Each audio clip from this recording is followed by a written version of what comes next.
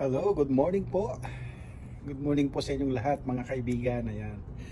So, ayan, nandito ako ngayon sa aking gulayan at tayo po ay mag-harvest na. No? Sapagkat yung mga ibang bunga ay malalaki na. So, nagtira na lang ako ng pwede kong binhi sa susunod na taon, guys. Ayan, tingnan nyo. Actually, pangalawang harvest ko na ito ng bunga at saka dahon. So babawasan na naman natin ng mga dahon, sayang. At yan ilalagay na naman natin sa freezer para po sa loob ng isang taon na naman na ating pong paghihintay ng susunod na pagtatanim. So guys, papakita ko po sa inyo yung aking mga bunga po ng aking ampalaya at mga kamatis. Ayan guys. So ito na po yung ating ampalaya at yung ating tawag nito, wala pang bunga yung ating sitaw. So ayan po, daming bunga ng aking ampalaya. Sunod-sunod sila. Ayan. So ngayon po ay mag-harvest tayo ng bunga. Ayan, pahinog na. Ito yung magiging binhi ko sa susunod na taon guys. So may mga tali. Ayan po.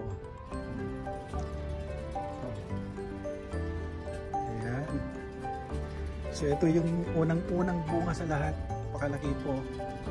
Yan po ay medyo mahihinog na siya. Yan yung binhi ko na sa susunod na taon guys. So marami-rami na siyang bunga. Akala ko nga po hindi na siya abutan ng bunga kasi di po ba napakalamig mga nakaraang araw. Ang dami rin dahon, so babawasan po natin mamaya. Yung mga binhi, may tali.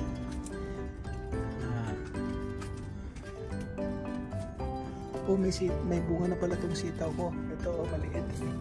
Ayan, oh. Ayun, may bunga na pala yung sitaw. So, ayan guys, oh. Kapal po ng dahon.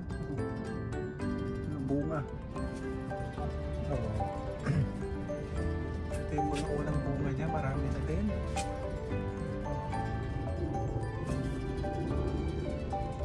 Babawas tayo ng bunga at saka dahon. Ayan po, napakarami. Maliliit pa. Sana makahabol pa sila. Nagtatago sila. Ayan, pipitasin ko na kayo ngayon.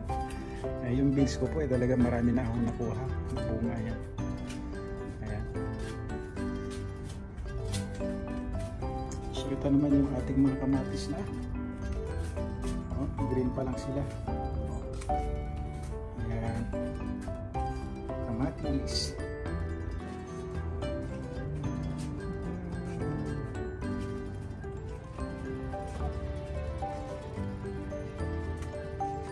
Maraming bunga. Thank you Lord. Maraming bunga. Ito ating pong mga kamatis na iba.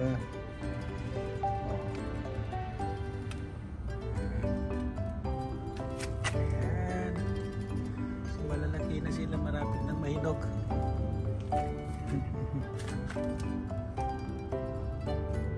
Ayan guys. So mag-harvest na tayo. So ayan, ang dami niyang dahon. Namumulaklak po siya. Willing kaya bawasan ko natin. Bawasan ko natin ang kanyang mga dahon.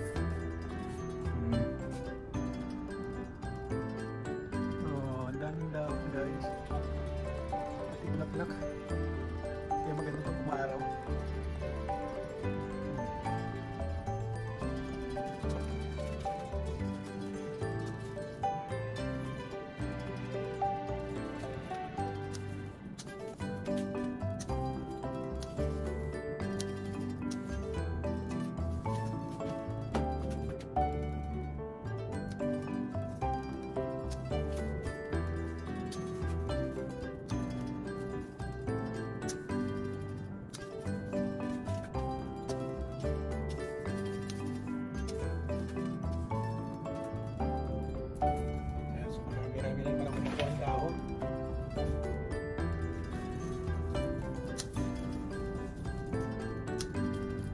Dalawang beses na po akong nag-harvest ng kanyang mga dahon kung ang palaya natin. Ayan. Malaki yung guys. Ayan.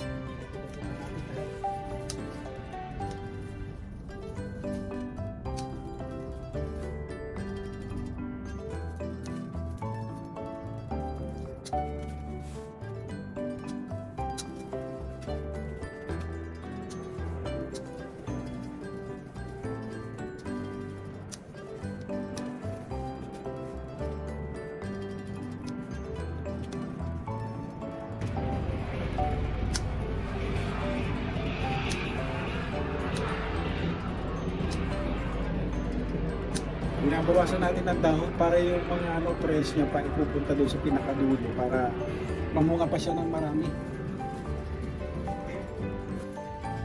Ayan guys, pangalawang ano na to? Pangalawang lalagyan mo.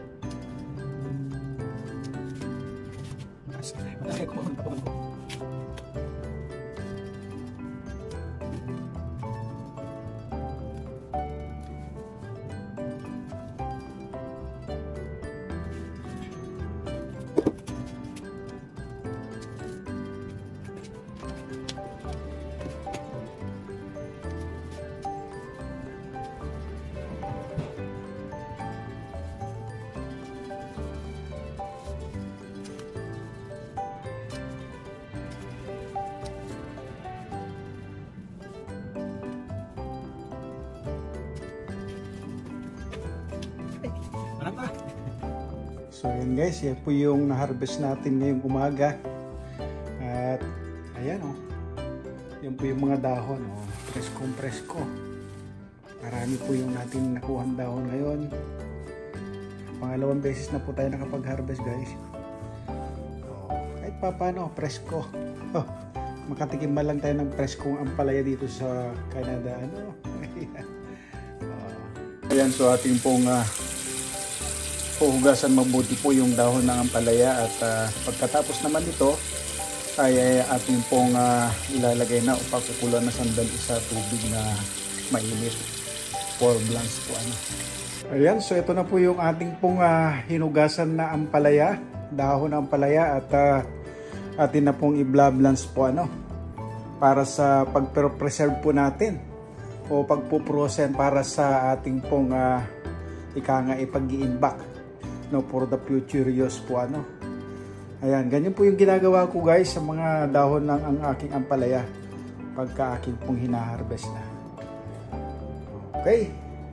Ayan, so ating pong pagbablance po ay kailangan po natin ng pansala at paglalagyan ho natin yung ating pong may blablance na po ano. Saka kailangan natin ng tong. At ayan na po, kumukulo na po. Pati po yung aking pong linulutong sinigang na baboy. Ayan, kumukulo na po yung ating pong tubig. So ready na po para i-blanch na natin yung ating pong mga ampalaya. At habang nag-blanch pa naman po tayo, ayan na nga po ay nagluluto rin po ako ng panghapunan namin guys.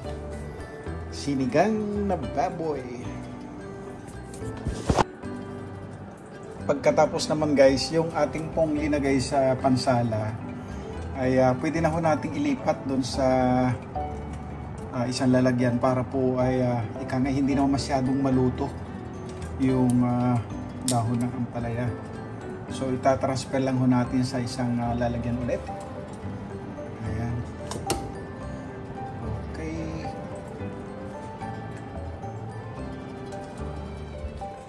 Dito. Transfer natin dito. Ganun. Ayan, napakarami po kasi guys yung aking na-harvest kanina.